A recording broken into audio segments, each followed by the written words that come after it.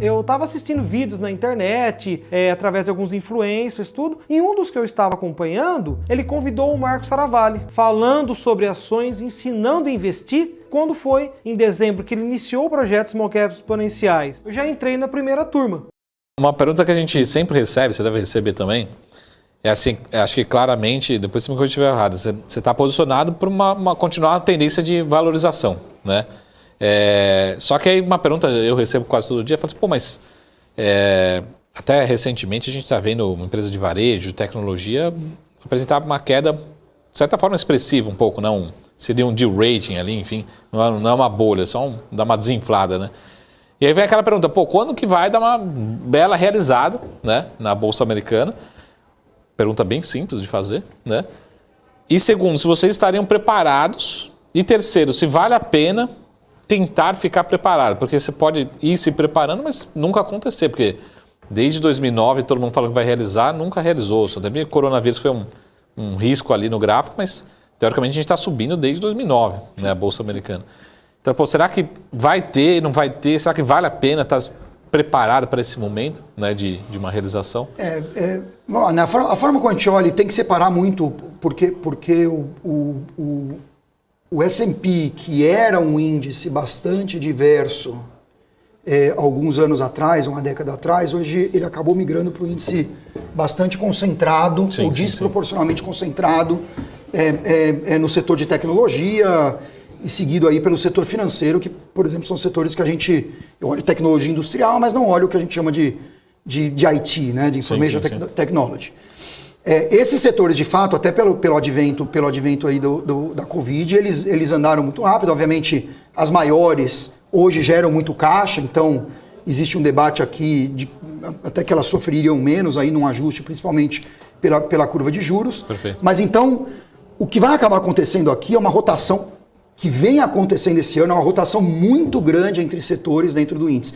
Este ano mesmo, né, pegando essa última perna, o primeiro trimestre do S&P ele foi energia, o segundo trimestre do S&P ele foi financials, o terceiro trimestre do S&P foi energia, e tecnologia de novo. Uhum. Agora, tem muitos setores aqui que não se recuperaram ainda e, obviamente, estão negociando com descontos consideráveis para o histórico naquilo que a gente chama de prêmio de equity. Uhum. Então esse é um ponto importante aqui, e o que a gente acha que tem ainda uma leve tendência de alta no índice, mas vindo muito mais de trocas, onde os setores que performaram muito, os setores mais esticados, que são os de crescimento num prazo muito longo, vão devolver. Então tem um risco de baixa nesses setores, mas eles vão ser compensados aí pelos cíclicos de algumas gerações e, obviamente, os setores expostos aí a alguns desses temas que a gente conversou. Então esse é um lado importante. O outro, assim, quando eu olho para a Bolsa Americana, uma comparação que a gente sempre faz, né? Eu olho para o prêmio de risco, né? E de fato eu estou olhando hoje o Treasury de 10 anos, ele está 1,5. A visão aqui da casa, relativamente consensual, é que ele vai estacionar em algo em torno de 2,1 no final do ano que vem. Mas você olha o risco, né? A Bolsa Americana, as empresas, como entregaram esse ano, isso é muito importante, né? A Bolsa Americana subiu até poucas semanas atrás 38%, porque os lucros das empresas subiram 40%, 42% nesse período. Então, quando eu olho para o PI da Bolsa Americana ano que vem entregando esses 10% de crescimento, ele é 19 vezes. Então é um earnings yield, né, que é o PI ao contrário, de 6%. Contra o Treasury de 2%. É um prêmio de 4%.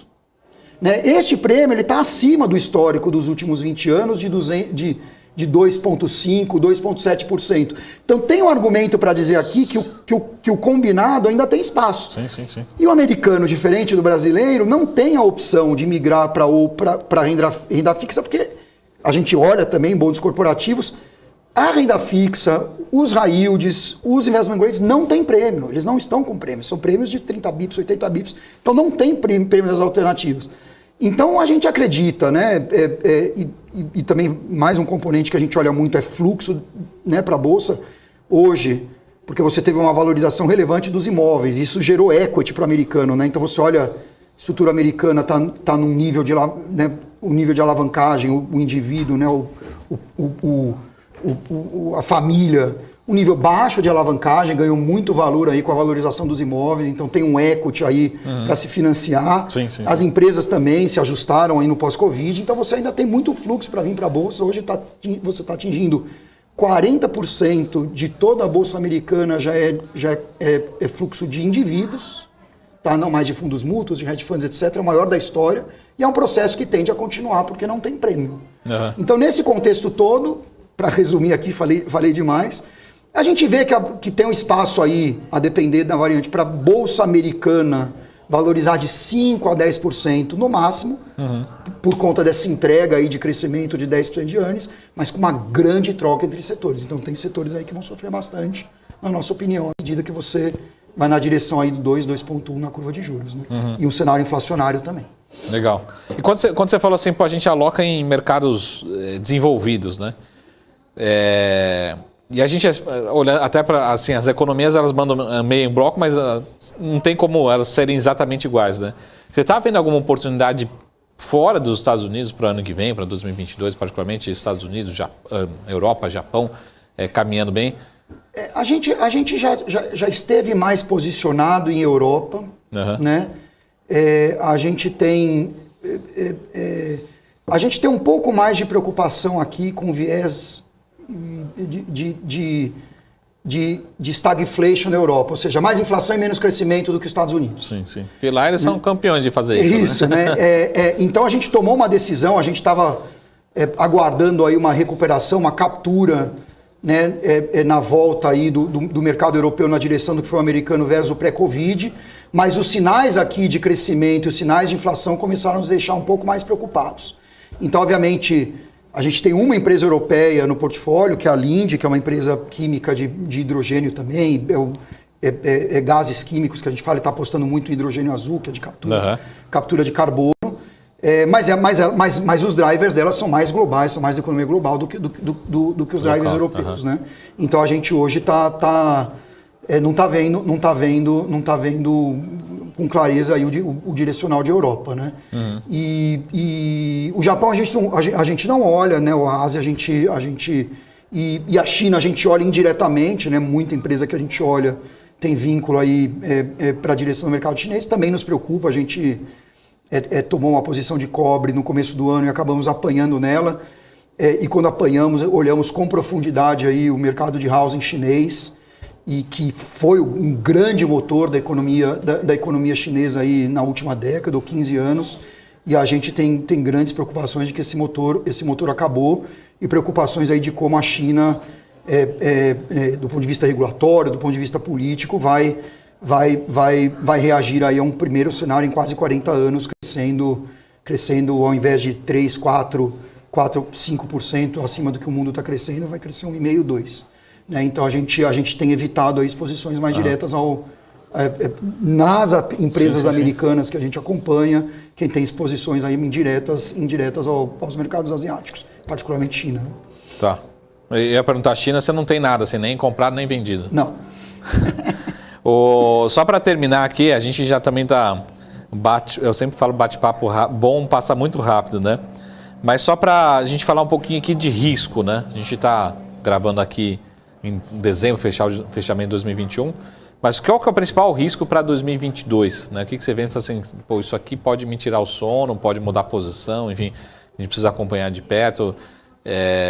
Dois assuntos aqui de uma semana para cá, né? Novas variantes, novas mutações, né? Fez o mundo tirar o sono, e o presidente do Banco Central americano, né? Que conversa muito bem, às vezes parece que o mercado fala, pô, ele é um cara, entendi tudo, às vezes fala, pô, não entendi o que ele falou, às vezes entende errado, enfim, mas a maioria das vezes acho que ele está se comunicando muito bem, mas você acha que pode ser tirar um sono ali, inflação, comunicação, enfim, curva de juros?